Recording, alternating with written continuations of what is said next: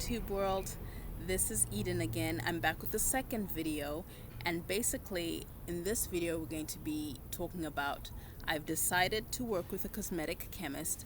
What should I do next? What are my next steps now that I've made that choice that this is the appropriate step for me? The first thing you'd want to cover is how do you find one? The second is what qualities should you be looking for in a cosmetic chemist? And the third is what can you do to remain empowered in the process of working with this chemist? Okay, so in terms of the first one, how do you find one?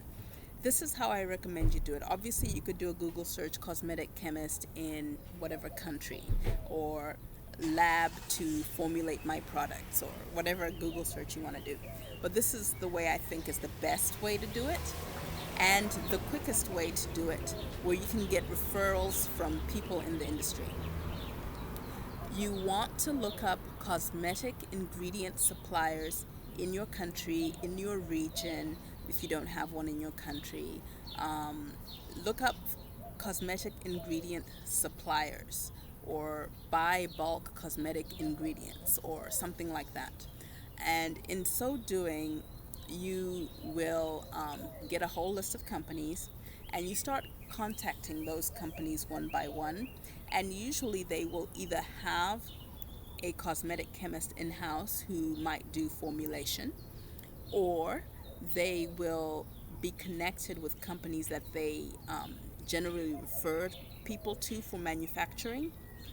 And those companies for sure will have cosmetic chemists on board, or they might just know independent cosmetic chemists that maybe buy things from them or so forth, that they've built relationships with. So that is always a surefire way to find cosmetic chemists, and you can probably just contact one place and get 2 or 3 names just off the bat like that, or at least one name. And if not, there's always 3 or 4 places you can call, and they can do referrals. If for some reason they're only refer you to one, or they don't have any referrals, keep going, and then maybe even go outside of your region, because a lot of times people will import ingredients from overseas, wherever they are, right? Based on price, because they're ordering such big quantities. So it could be that they're connected to chemists within your region and you just don't know it yet. Okay, so that's one way to find a cosmetic chemist. The second way is to Google buy bulk bases in. So if you're in Australia, in the UK, in the United States, buy bulk cosmetic bases, right? And so when you Google that, a whole bunch of companies or names should come up. And then once you do that, you can contact those companies, because quite often they will have in-house cosmetic chemists who are making their bases for them or designing them. And sometimes they will have customers who want a cosmetic base, but then they just want it tweaked a little bit. And so it becomes the chemist's responsibility to tweak that base for the customer before it goes before it gets rolled out to manufacturing.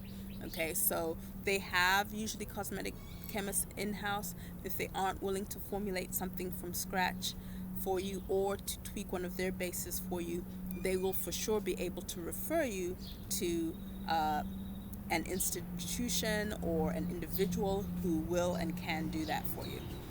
So that's another way to do it. And it's always good to make these contacts within the industry and talk to people and so forth, because there are things that you will learn through these conversations. It's so important to get from behind your computer, get on the phone with people, get face to face with people, and learn these things, because there are things that people will share with you that doesn't necessarily fit on a page in Google, or that they don't have the opportunity to share in a video or whatever. So it's so important to get on the phone with people, and this is one of those instances where I encourage you to do that.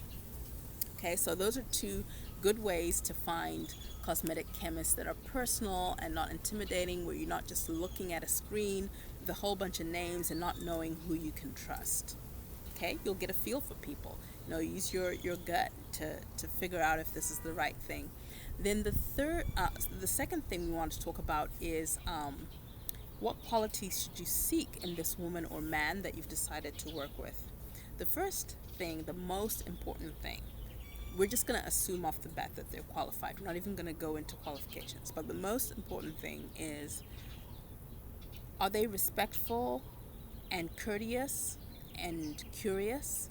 You know, because the thing is, there's a certain amount of responsiveness you will want from this person. How long does it take for them to respond to your emails? If you leave them a voicemail, do they call you back within a reasonable amount of time? Like, I would say within 48 hours, okay?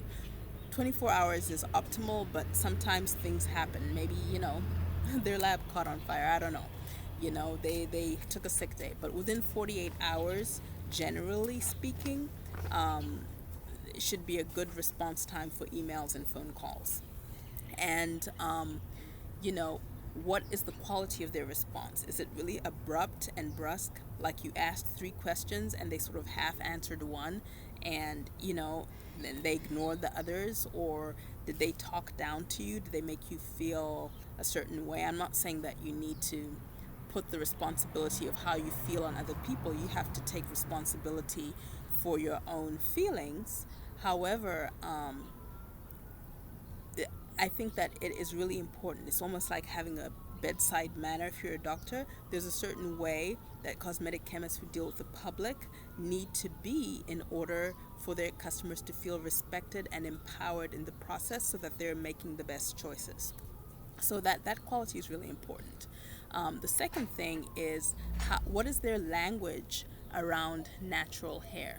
Okay, because there's a gentleman who has an ingredient supply company who's written some amazing articles on black natural hair, on skin of color, like the special needs of, say, Asian women versus black women, and so forth. And I know skin is skin, but there are different needs sometimes that arise, due to pigmentation.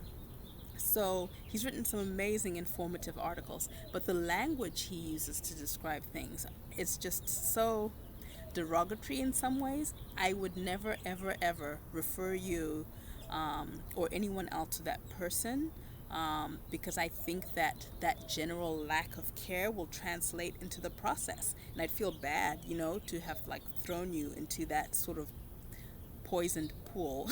So just really kind of watch out for that. Just because someone isn't experienced in natural hair, it doesn't mean that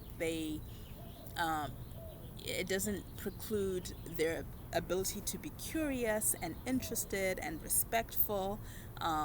And someone who's curious and excited and really interested in what is happening sometimes is even better than someone who's experienced in that area, because it's that energy. That energy carries on through the project. You want someone who's excited about it as you are.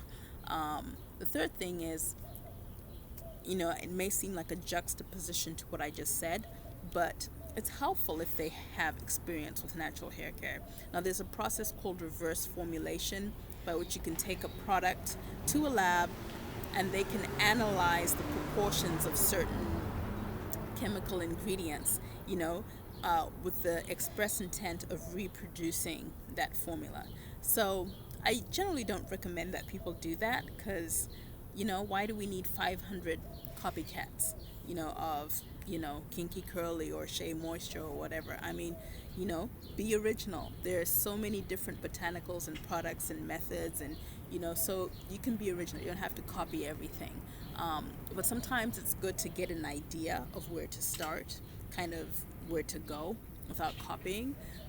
So even if someone isn't experienced, they can sort of assay the formulation, the composition of the formulation, to get those sort of ideas. So don't let a lack of experience in black hair care be a reason why you exclude someone. If that's the only reason, if everything else is, you know, top notch and you just love the person and you love the energy and you love the company and you 100% trust them, but you're like, they don't have experience with natural hair. Unless you find someone else who has all those qualities and has experience with natural hair, but if you don't, those other qualities are going to be way more important. A scientist is a scientist. They're trained. They're going to be able to figure out what you want. The third thing that is going to make you super empowered in the process, which I hope you'll do. It's optional, but people who do this save money, like sometimes to the tune of thousands of dollars, and I'll tell you why in a minute. And they feel more empowered, and you really kind of have co-created this formula with the chemist if you do it this way, okay? And what I mean by this way is learn about it as if you were going to do it yourself. And then once you've learned a lot about the process of formulating for natural hair, then approach the chemist. And there are many ways to do this. I have a free course. I'll put the link in the video below, in the video description box below, sorry. And in that course, I tell you where you can find free formulas, places where you can research ingredients and packaging and so forth. And that way, by studying that material intensely, if you get on a free call with me, I'll recommend books to you, not just my own ebook, but other ebooks that will give you an idea of the kind of things that you're looking for and sort of qualities that you're looking for, where to research certain ingredients so you can get an idea of the kind of things you want so that you can figure out how to create things. So making sure you learn at least the theory, behind making a shampoo, making a conditioner, making a hair gel, making a curl primer, whatever it is you are trying to create, right? Learn the theory of it so that by the time you go to the cosmetic chemist, you're paying them by the hour, okay? So you don't want to pay them by the hour for something you could have done yourself, which is research and fool around and experiment with. You could do that yourself. So by the time you get to them, you're either taking them a completed formula that you're just saying, okay, I just need you to test it and, manufacture it en masse, or you're taking them a solid idea template that is only going to take them a couple of hours to tweak each product or to create something that works, right? As opposed to 12 to 16 hours on their own figuring things out. Now that you're just paying them for 3 hours per product, that's a huge difference, possibly for no hours per product if you have a formula that's completely legit that they can look at and be like, yep, this, I could see how this would work, and they just do a quick test batch and they're like, yep, this passed the test, we're going to manufacture it.